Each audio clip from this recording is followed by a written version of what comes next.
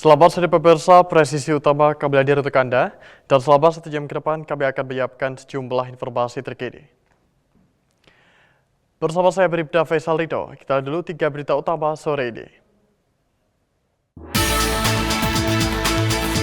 Polda Kalimantan Barat kembali menunjukkan komitmen tegas dalam memberantas peredaran gelap narkotika di wilayah hukumnya.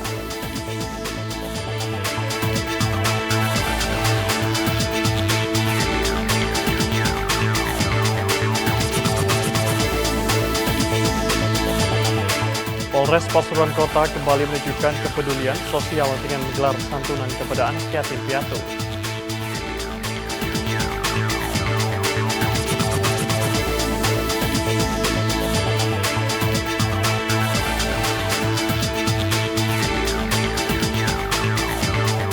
Polsek Ciputat Timur melaksanakan tarawih keliling dan kultum Ramadan bersama masyarakat.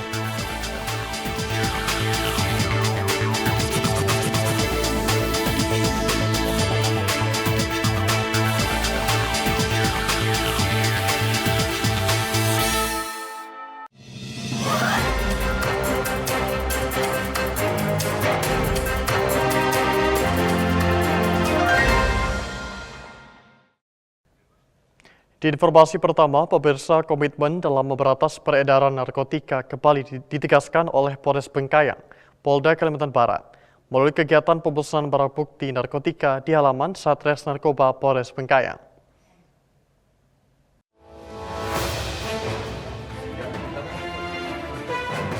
Kegiatan pemusnahan barang bukti narkotika dipimpin oleh Wakapolres Bengkayang Kompol Suparwoto serta dihadiri unsur Forkopimda dan stakeholder penegak hukum. Wakapolres Bengkayang Kompol Suparwoto menegaskan bahwa pemusnahan barang bukti ini merupakan bentuk nyata keseriusan aparat penegak hukum dalam memutus mata rantai peredaran narkotika di wilayah Bengkayang. Barang bukti yang dimusnahkan merupakan narkotika jenis sabu dengan total berat bersih 155,73 gram, yakni hasil pengungkapan kasus di rumah tahanan kelas 2B Bengkayang pada 14 Februari 2026, serta penangkapan 2 tersangka di sebuah rumah makan di Jalan Basuki Rahmat, Kelurahan Bumi Emas pada 18 Februari 2026.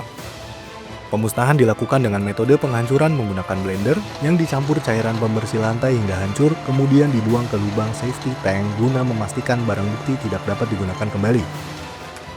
Melalui kegiatan ini, Polres Bengkayang menegaskan komitmennya untuk terus memperkuat upaya pemberantasan narkotika sekaligus menjaga keamanan dan ketertiban masyarakat dari ancaman penyalahgunaan narkoba. Dari Humas Polres Bengkayang, Polda Kalimantan Barat melaporkan untuk Polri TV. Di Jawa Timur, pemirsa, bertempat di Ballroom Satyawada, Polresta Malang Kota, Kapolresta Malang Kota, Kombes Putu Kolis Aryana, memimpin konferensi pers pengungkapan tindak pidana narkotika dan obat-obatan terlarang, periode 1 hingga 26 Februari 2026. Berikut laporan Bribda Anas, personil Humas Polresta Malang Kota untuk Anda. Assalamualaikum warahmatullahi wabarakatuh. Selamat sore, salam presisi. Bersama saya, Bribda Anas, melaporkan Polresta Malang Kota menggelar konferensi pers terkait ungkap kasus narkotika dan obat-obatan terlarang di Ballroom Sandika Satyawada, Polresta Malang Kota. Mari kita simak cuplikannya. Konferensi pers sore hari ini menjadi bagian dari komitmen Polresta Malang Kota menjaga kondusivitas wilayah melalui langkah preventif, preemptif, dan represif selama Ramadan 1447 Hijriah. Kapolresta memaparkan selama Februari 2026, Satres Narkoba mengungkap 19 kasus terdiri dari 17 kasus narkotika dan 2 kasus obat keras dengan total 20 tersangka. Barang bukti yang diamankan meliputi ganja 550,24 gram, sabu 1.338,25 gram, ekstasi 265 butir, dan pil LL 35 butir. Dari pengungkapan tersebut, diperkirakan sekitar 7.440 jiwa berhasil diselamatkan dari potensi penyalahgunaan narkotika. Untuk kasus sabu dan ekstasi, para tersangka dijerat pasal 609 ayat 2 huruf A Undang-Undang Nomor 1 Tahun 2023 tentang KUHP sebagaimana diubah dalam UU Nomor 1 Tahun 2026 tentang penyesuaian pidana dan atau pasal 114 ayat 2 Undang-Undang Nomor 35 Tahun 2009 tentang narkotika dengan ancaman pidana penjara seumur hidup atau paling lama 20 tahun serta denda paling banyak kategori 6 hingga 2 miliar rupiah. Sementara untuk ganja, tersangka dijerat pasal 114 ayat 1 dan atau pasal 111 ayat 1 UU nomor 35 tahun 2009 tentang narkotika dengan ancaman pidana seumur hidup atau paling lama 12 tahun dan denda paling banyak 2 miliar rupiah. Kasus menonjol pertama terjadi pada 12 Februari 2026 di Bandung, Rejo Sari Sukun dengan tersangka HS 38 tahun yang kedapatan menyimpan 912,21 gram sabu dan 263 butir ekstasi. Kasus kedua pada 18 Februari 2026 di Lowokwaru dengan tersangka FB 33 tahun, barang bukti sabu 357,38 gram, ganja 346 gram, dan ekstasi 2 butir. Keduanya diduga bagian dari jaringan yang terhubung ke wilayah Jawa Barat dan masih dalam pengembangan. Total sabu yang diungkap mencapai lebih dari 1,3 kg. Melalui konferensi pers ini, Polresta Malang Kota menegaskan komitmen tegas dalam pemberantasan narkotika dan penyakit masyarakat. Penegakan hukum yang terukur dan kolaboratif menjadi kunci menjaga Kota Malang tetap aman, sehat, dan kondusif. Dari Humas Polresta Malang Kota, Polda Jawa Timur melaporkan untuk Polri TV.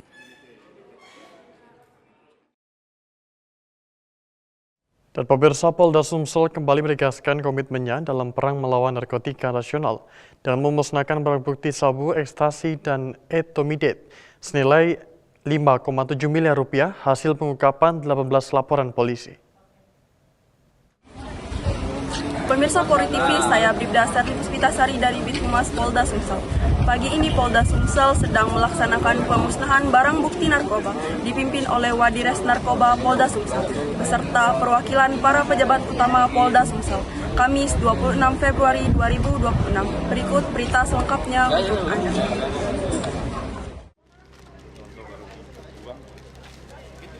Direktorat Reserse Narkoba memusnahkan 4.114,7 gram sabu, 291 butir ekstasi, dan 753,5 mili etomidate di halaman gedung Ditres Narkoba pada Kamis 26 Februari 2026.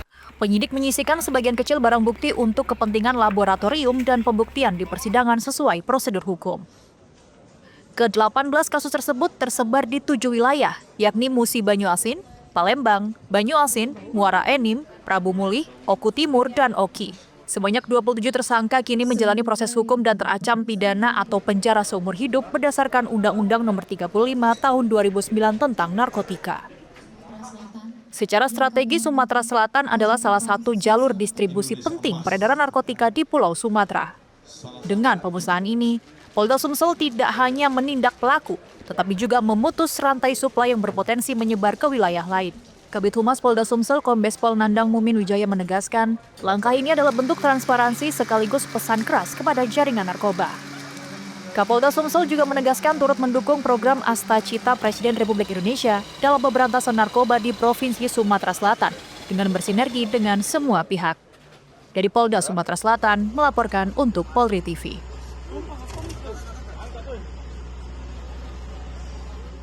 Sementara itu, Polda Kalimantan Barat kembali menunjukkan komitmen tegas dalam memberantas peredaran gelap narkotika di wilayah hukumnya.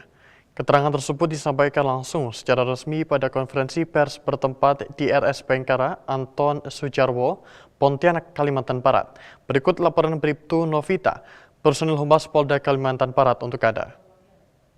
Pemirsa, saat ini saya sedang berada di halaman Rumah Sakit Bayangkara Anton Sujarwo Pontianak, di mana pada hari ini Polda Kalbar melaksanakan konferensi pers dan pemusnahan barang bukti narkotika. Kegiatan pemusnahan peredaran gelap narkotika dipimpin langsung oleh Wakapolda Kalimantan Barat Brigjen Pol Hindarsono, didampingi oleh Direktur Reserse Narkoba Polda Kalimantan Barat Kombes Pol Dedi Supriyadi, Kabid Humas Polda Kalimantan Barat Kombes Pol Bambang Suharyono, serta dihadiri oleh perwakilan Kejaksaan Tinggi Kalimantan Barat, BNNP Kalimantan Barat, Kanwil Bea Cukai Kalimantan Barat, serta penasehat hukum. Konferensi pers ini merupakan pengungkapan kasus narkoba selama bulan Februari 2026 sebagai pertanggungjawaban kinerja di Ditres Narkoba Polda Kalimantan Barat terhadap masyarakat, yaitu sebanyak 11 kasus dengan jumlah 18 tersangka. 2 diantaranya adalah residivis. Pemusnahan barang bukti yang kita laksanakan hari ini merupakan bukti nyata komitmen kami dalam menindak tegas setiap pelaku serta memastikan bahwa barang bukti hasil kejahatan tidak disalahgunakan kembali. Ini juga menjadi bentuk transparansi kepada publik bahwa setiap proses penegakan hukum dilakukan secara profesional dan akuntabel. Keberhasilan ini tentu tidak terlepas dari dukungan dan sinergi semua pihak, baik aparat penegak hukum, pemerintah daerah, instansi terkait, media, maupun seluruh lapisan masyarakat. Untuk itu, saya menyampaikan aspirasi dan penghargaan yang setinggi-tingginya atas kerjasama dan komitmen bersama dalam upaya memerangi narkoba di wilayah Kalimantan Barat. Polda Kalimantan Barat berkomitmen semua jaringan dan berbagai modus operandi kejahatan termasuk penyalahgunaan narkoba akan ditindak tegas dengan berkolaborasi dengan masyarakat dan semua stakeholder terkait sesuai dengan prinsip kerja Polda Kalimantan Barat, yaitu responsif, kolaboratif, dan solutif. Dari Humas Polda Kalimantan Barat melaporkan untuk Polri TV.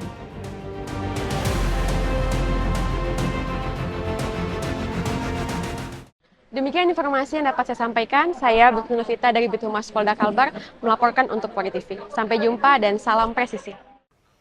Beralih ke informasi berikutnya, pemirsa, untuk mengetahui pantauan arus lalu lintas sore hari ini di sejumlah daerah. Berikut laporan Brigadir Yasinta, petugas NTMC Korlantas Polri. Selamat sore pemirsa, kembali bersama saya Brigadir Yasinta dari NTMC Polri. Saat ini saya akan mengajak Anda untuk memantau bagaimana kondisi arus lalu lintas terkini di beberapa titik melalui pantauan CCTV Korlantas Polri. Dan langsung saja untuk yang pertama, mari kita pantau situasi lalu lintas terkini, tepatnya di kawasan Simpang Pancoran, Jakarta Selatan. Bisa kita saksikan bersama di CCTV kami saat ini, situasi arus lalu lintas di sana terpantau kondusif lancar, baik dari Pasar Minggu atau Depok yang akan menuju Semanggi atau Tebet, begitupun arus lalu lintas dari arah Semanggi yang akan menuju Pasar Minggu maupun yang akan menuju ke arah Manggarai. Perlambatan kecepatan di kawasan ini hanya terjadi saat menjelang traffic light, selepasnya kembali normal dengan laju kendaraan berkisar 40 hingga 50 km per jam. Kami menghimbau kepada Anda para pengendara untuk tetap berhenti tepat di belakang garis stop saat menunggu antrian traffic light demi keselamatan bersama. Selanjutnya kita beralih ke kawasan Slipi Palmerah, Jakarta Barat. Bisa kita saksikan bersama, saat ini situasi arus lalu lintas di sana juga terpantau ramai dan lancar, baik di jalur arteri dari arah Semanggi yang akan menuju Grogol, Petamburan atau Cawang, begitupun di tol dalam kota di kedua arahnya dari arah Cawang yang akan menuju Grogol maupun arah sebaliknya. Perlambatan kecepatan di jalur arteri juga hanya terjadi saat menjelang traffic light, selepasnya kembali normal. Kami menghimbau kepada Anda para pengendara yang akan melintasi kawasan ini, khususnya yang akan menuju ke jalur arteri dari arah Semanggi yang akan menuju Grogol, harap antisipasi adanya pertemuan arus kendaraan di jalur tersebut. Dan kami menghimbau kepada Anda para pengendara untuk tetap mengutamakan hak para pejalan kaki yang akan menyeberang jalan di kawasan ini. Selanjutnya kita beralih ke kawasan Ciawi, Bogor, Jawa Barat. Situasi arus lalu lintas di sana saat ini juga terpantau kondusif lancar, baik dari exit tol Ciawi yang akan menuju Caringin atau Tajur maupun dari Gadok yang akan menuju ke arah Tajur. Antrian kendaraan sesekali hanya terjadi saat akan memasuki gerbang tol, selepasnya kembali normal. Kami menghimbau kepada Anda para pengendara yang akan melintasi kawasan ini harap mengantisipasi banyaknya kendaraan angkutan umum yang berhenti untuk naik turunkan penumpang di sembarang tempat yang menjadi salah satu faktor ketersendatan yang perlu Anda antisipasi. Dan untuk yang terakhir, mari kita pantau situasi lalu lintas terkini tepatnya di kawasan Tanjakan Pasar Lawang, Malang, Jawa Timur. Situasi arus lalu lintas di sana saat ini terpantau cukup lengang, baik dari Surabaya yang akan menuju ke arah Malang maupun arah sebaliknya. Kami menghimbau kepada Anda para pengendara untuk tetap berhati-hati, dikarenakan jalur yang mengarah ke Surabaya terdapat banyaknya aktivitas masyarakat di area pasar.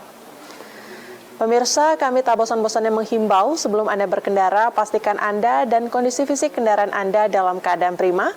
Pastikan cek kembali kelengkapan surat-surat kendaraan Anda, tetap patuhi peraturan lalu lintas, dan ikuti arahan petugas kami yang berada di lapangan demi keselamatan bersama. Dan untuk informasi selengkapnya seputar arus lalu lintas terkini, Anda dapat menghubungi call center kami di 1500669 atau SMS Center di 9119. Stop pelanggaran, stop kecelakaan, keselamatan untuk kemanusiaan, dan salam presisi. Demikian Brigadir Yasinta melaporkan langsung dari NTMC Polri. Selamat beraktivitas. Pemirsa, kami akan segera kembali usai jeda berikut ini.